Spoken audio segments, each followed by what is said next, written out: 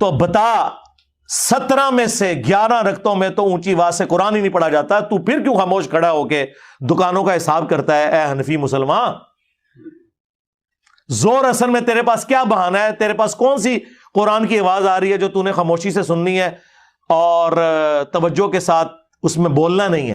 अस्सलामु अलैकुम वरहमतुल्लाहि वबरकातुहू। आपने बात सुनी। इंजीनियर कुरान पाक की इस आयत से ये इस्तदलाल लेता है कि जब इमाम ऊंची आवाज़ से जहरी किरात कर रहा हो तो उस वक्त तो मुक्तदी को चाहिए कि इमाम के पीछे खामोश रहे, लेकिन जब इमाम जोहर और असर की नमाज की तरह सिर्री किरात कर रहा हो यानी कि ऊंचा ना पढ़ रहा हो तो उस वक्त मुक्तदी को चाहिए कि इमाम के पीछे सूरतुल फातिहा की किरात कर ले। अब इसके मुतालिक सबसे पहले मैं आपके सामने पेश करता हूँ मुसन्निफ इब्ने अबी शैबा हदीस नंबर 3802 मौला अली अलैहिस्सलाम का फरमान है।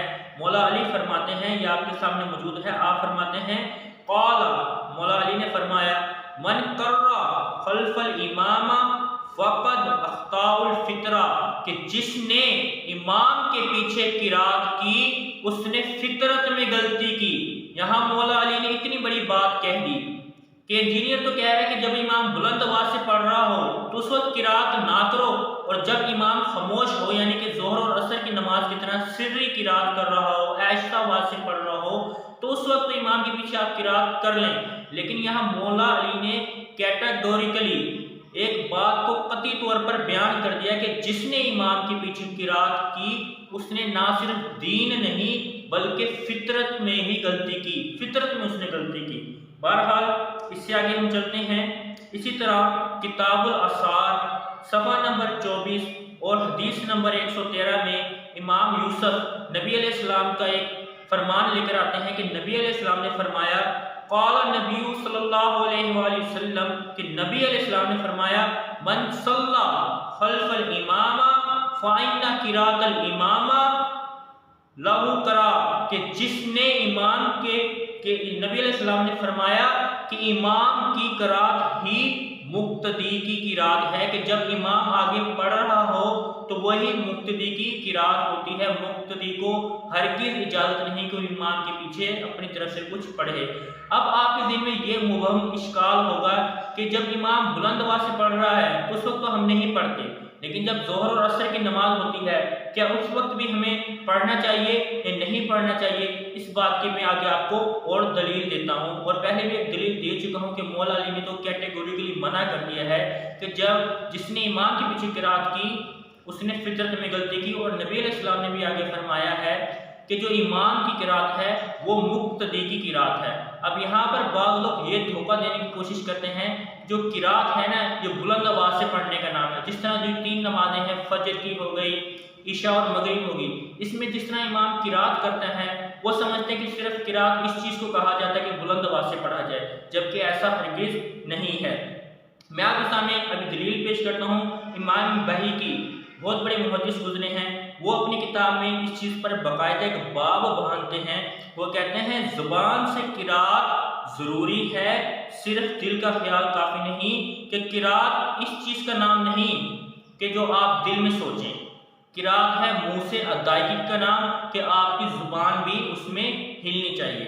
अब इस चीज़ की मैं आपको और आगे वजाहत करता हूँ। अब आगे देखिए, आपके सामने मुस्लिम शरीफ की सही हदीस मौजूद है। हदीस नंबर 746 में सवाल किया जाता है, पूछने वाला सवाल करता है कि क्या रसूलुल्लाह सल्लल्लाहु अलैहि वसल्लम जोहर और असर की रकात में सूरतुल फातिहा के सिवा और कुछ किरात करते थे? यानी अब देखें, सोचें बात को, जरा समझे कि जोहर और असर की नमाज वो है जिसमें ऊंची आवाज़ से किरात नहीं की जाती। अब पूछने वाला सवाल पूछता है कि क्या नबी अलैहिस्सलाम जोहर और असर की नमाज में किरात किया करते थे? तो इससे मालूम हुआ कि किरात का जो लफ्ज़ है वो सिर्फ बुलंद आवाज़ पर नहीं बल्कि किरात का जो लफ्ज़ है उसका इतलाक होता है ज़ुबान के और होठों के हिलने से। अब इस हदीस में आगे देखें तो जवाब देने वाले जवाब देते हैं, उन्होंने फरमाया कि हाँ, मैंने अर्ज की कि आप लोग ये बात किस तरह समझते हैं कि भाई असर और जोहर में तो ऊंची आवाज़ से किरात की नहीं जाती, तो आपको कैसे मालूम होगा कि नबी अलैहिस्सलाम ने किरात की है? तो आगे जवाब दिया जाता है कि आपने फरमाया कि आपकी दाढ़ी मुबारक हिलने से कि सहाबी अर्ज करते हैं कि हम इस चीज़ को इस तरह जानते हैं कि जब नबी अलैहिस्सलाम किरात करते हैं तो नबी अलैहिस्सलाम की दाढ़ी मुबारक हिलती है। यहाँ ज़रा फ़र्क करें कि अगर किरात सिर्फ बुलंद आवाज़ से पढ़ने का नाम होता तो इस हदीस में ज़ोहर और असर की नमाज का जिक्र है और यहाँ भी लफ्ज़ किरात ही आ रहा है कि चाहे इमाम बुलंद आवाज़ से पढ़ रहा हो वो भी किरात है और चाहे इमाम सिर्री नमाज पढ़ा रहा हो यानी बुलंद आवाज़ से ना पढ़ रहा हो ये भी किरात है। और ऊपर इससे पहले इमाम बैहकी का मैं आपको एक कौल दे चुका हूँ कि वो फरमाते हैं जो किरात है उससे मुराद है ज़ुबान का हिलना, दिल से पढ़ लेना किरात नहीं। क्योंकि बाज़ लोग यहाँ पर ये दलील देते हैं कि भाई दिल में सूरत अल-फातिहा पढ़ लिया करो एक हदीस का हवाला देकर, तो भाई दिल में सूरत अल-फातिहा पढ़ना किरात नहीं कहलाएगा, जबकि किरात जो कहलाता है वो होता है इमाम के पीछे अपने होंठ अपनी जुबान को हिलाना। इसी मसले पर आगे मैं गुफ्तगू करते हुए आपके सामने मुस्लिम शरीफ की हदीस नंबर 1298 पेश करता हूँ कि सहाबी रसूल हज़रत साबित रज़ियल्लाहु अन्हु से पूछा गया इसी चीज़ के बारे में। उनसे पूछा गया अनिल किरात माअल इमाम के इमाम के साथ किसी चीज़ की किरात करनी है। सहाबी से सवाल पूछा जाता है और इससे ही मुस्लिम है। तो हज़रत साबित रज़ियल्लाहु अन्हु जवाब देते हैं फ़क़ाल आपने जवाब दिया ला किराता माअल इमाम इमाम के इमाम के पीछे कोई किरात नहीं, फी शैइन के इमाम के पीछे किसी भी किस्म की कोई किरात आपने नहीं करनी। ये सहाबी रसूल का कौल है, मुस्लिम शरीफ आपके सामने मौजूद है। इसके बाद हम बहरहाल आगे चलते हैं। इसी तरह मुस्लिम शरीफ में हदीस आती है 905 नंबर के सवाल किया जाता है कि नबी अलैहिस्सलाम के सहाबी रसूल हज़रत अबू हुरैरा रज़ियल्लाहु अन्हु रिवायत करते हैं और वो फरमाते हैं कि जब इमाम पढ़े तो तुम खामोश रहो। यहाँ पर मुराद दोनों नमाजें हैं, सिर्री भी और जाहरी भी, कि इमाम जब बुलंद आवाज़ से पढ़ रहा हो तो उस वक्त भी तुमने खामोश रहना है और इमाम जब सिर्री किरात कर रहा हो तो उस वक्त भी खामोश रहना है। और मैं इस चीज़ को पहले भी वाज़ेह कर चुका हूँ कि सिर्फ ऊंचा पढ़ने का नाम किरात नहीं, बल्कि किरात को जो लफ्ज़ है वो स्टैंड करता है ज़ुबान और होंठों के हिलने से। तो चाहे वो ऊंची आवाज़ से हो चाहे वो आहिस्ता आवाज़ से हो, किरात किरात ही होती है। क्योंकि बाद लोग इस बात का धोखा देते हैं कि भाई किरात सिर्फ ऊंचा पढ़ने का नाम है। बहरहाल इसके अलावा इसी हदीस की मैं आपके आगे एक और वजाहत पेश करता हूँ। सुनन इब्ने माजा हदीस नंबर 846 में हज़रत अबू हुरैरा रज़ियल्लाहु अन्हु से रिवायत इसी तरह मौजूद है। वो फरमाते हैं कि रसूल सल्लल्लाहु अलैहि वसल्लम ने फरमाया इमाम इसलिए मुकर्रर किया जाता है कि इसकी पैरवी की जाए। कि इमाम को किस लिए मुकर्रर किया जाता है कि अगर इमाम के पीछे आपने अपना ही पढ़ना है तो इमाम को क्यों मुकर्रर किया जाता है, ठीक है। तो नबी अलैहि सलाम ने फरमाया कि इमाम इसलिए मुकर्रर किया जाता है ताकि इमाम की पैरवी की जाए, ठीक है। आगे चनाचे जब वो अल्लाह अकबर कहे तो तुमने अल्लाह अकबर कहो, जब वो किरात करे तो तुम खामोश रहो। तो नबी अलैहि सलाम ने फरमाया कि जब इमाम किरात करे तो आपने उस वक्त खामोश रहना है। यानी कि यहाँ भी नबी अलैहि सलाम ने किरात का लफ्ज़ इस्तेमाल किया है, ठीक है, कि इमाम किरात करे तो इमाम की किरात बुलंद हो या आहिस्ता आवाज़ से, वो किरात ही कहलाती है। चाहे वो जोहर और असर की नमाज क्यों ना हो तो हमने इमाम के पीछे तिलावत नहीं करनी। जैसा कि मैं आपको पहले भी मुस्लिम शरीफ की हदीस 746 आपके सामने पेश कर चुका हूँ कि अर्ज किया जाता है कि नबी अलैहि सलाम किरात करते थे या नहीं, तो वो कहते हैं करते थे। जोहर और असर की नमाज में नबी किरात किया करते थे। और वो पूछते कि भाई बुलंद आवाज़ से तो किरात की नहीं जाती जोहर और असर में, तो आप लोगों को कैसे पता लगता है? तो वो अर्ज करते हैं कि भाई नबी की दाढ़ी हिलने से, मतलब कि वो भी किरात होती है। यानी जोहर और असर की नमाज में जो इमाम पढ़ता है वो भी किरात और बुलंद आवाज़ से पढ़ता है वो भी किरात, और इमाम के पीछे किरात नहीं की जाती। मैं आपके सामने मौला अली का कौल पेश कर चुका हूँ और नबी अलैहिस्सलाम का कौल भी पेश कर चुका हूँ, ठीक है। मैं बात को बार बार इस तरह इसलिए दोहरा रहा हूँ ताकि आपके फहम में आसानी से आ सके। इसके अलावा आगे सुनन निसाई की हदीस नंबर 919 में नबी अलैहिस्सलाम ने फरमाया, ये आपके सामने मौजूद है, नबी अलैहिस्सलाम ने फरमाया, ये आपके सामने टिक मार्क मौजूद है। नबी अलैहिस्सलाम ने फरमाया इन्नी अक़ौलु माली अनाज़िल कुरान। अब नबी अलैहिस्सलाम ने ये फरमाया, क्यों फरमाया?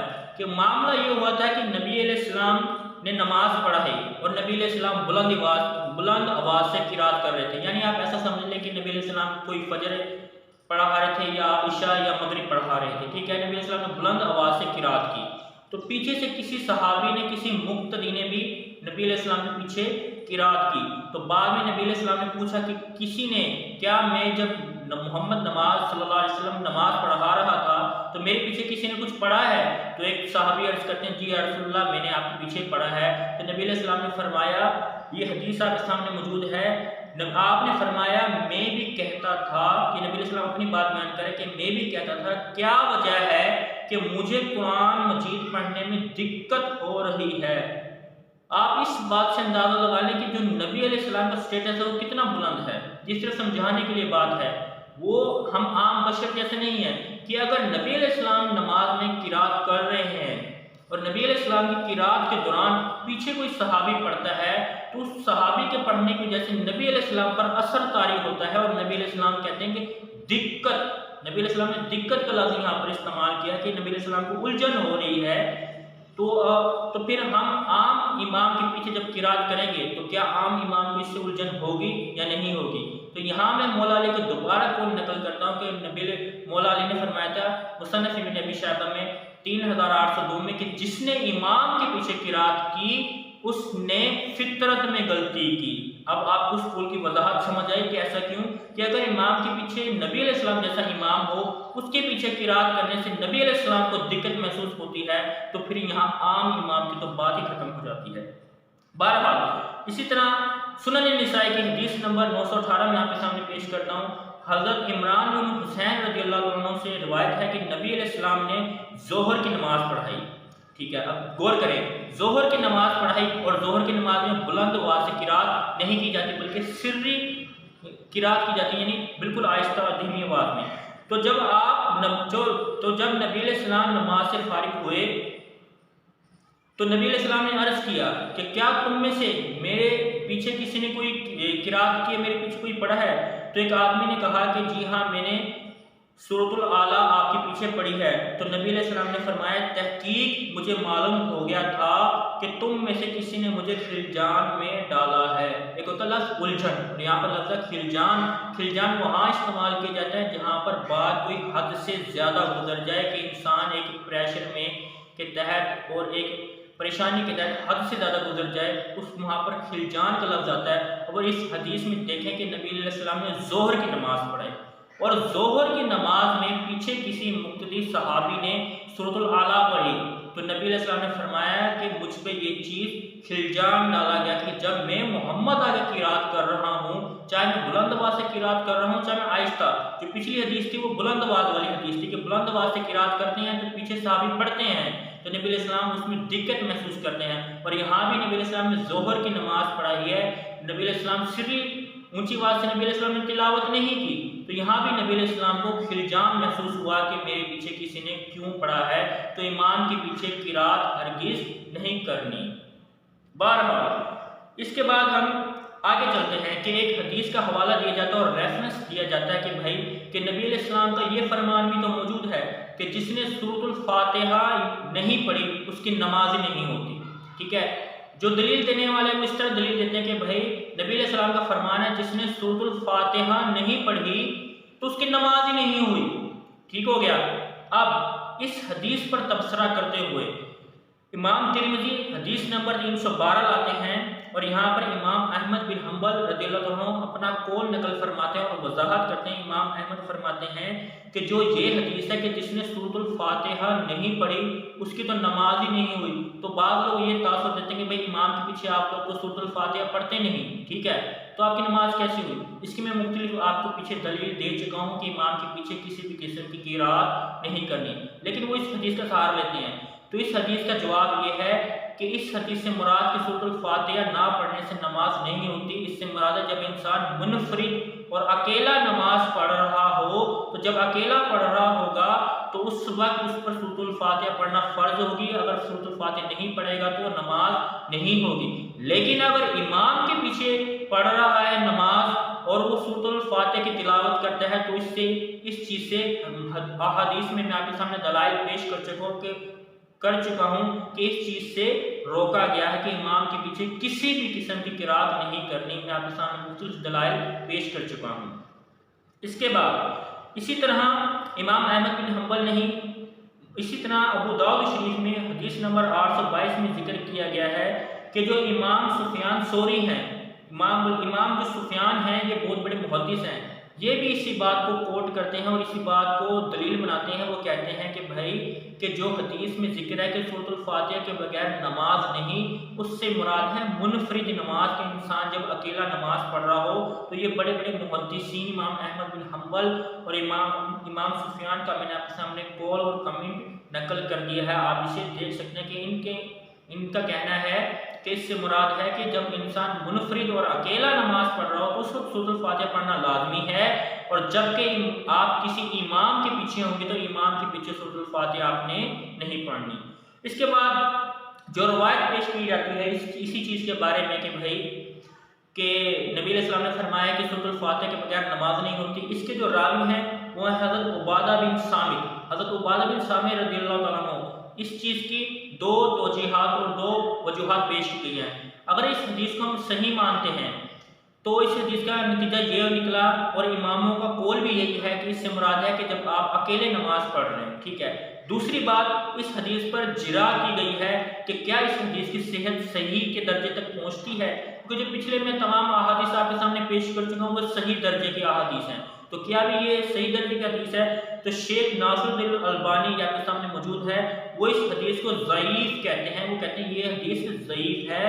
और बात यही नहीं खत्म होती, इमाम इब्ने तैमिया, ठीक है, वो भी अपने फतावा इब्ने तैमिया में लिखते हैं, वो लिखते हैं जिल्द 23 और सफ़ा नंबर 286 पे लिखते हैं कि ये जो हदीस है वह हाज़िल हदीस, कि ये हदीस है कि इमाम के सूरतुल फातिहा, ये जो हदीस है मुअल्लल इंदा आइमतुल हदीस बि अमूरी कसीर, कि ये हदीस शाद है और ये मुअल्लल है, ये काबिल अमल नहीं है, क्योंकि हम इस एक हदीस को लें तो इसके मुकाबले में बहुत सारी सही असनाद अहादीस आती हैं। ठीक है। तो एक हदीस को लेकर इतनी सारी सही अहादीस को छोड़ देना ये गलत बात है। और यहाँ पर भी वही बात की गई है बि अमूरी ही कसीरा, कि ये जो हदीस है ये अमूर और उम्मत के इत्तेहाद और उम्मत की कसरत के खिलाफ आई है। ठीक है। यानी कि पहली बात तो ये हदीस ज़ईफ है। ठीक है। अगर इस हदीस को कोई सही भी मानता है तो उससे मुराद ये होगी कि उससे मुराद है कि जब वो अकेला नमाज पढ़ रहा हो। ठीक है। मेरी गलती कोताही को माफ़ फरमाइएगा। वस्सलामु अलैकुम व रहमतुल्लाहि व बरकातुहू।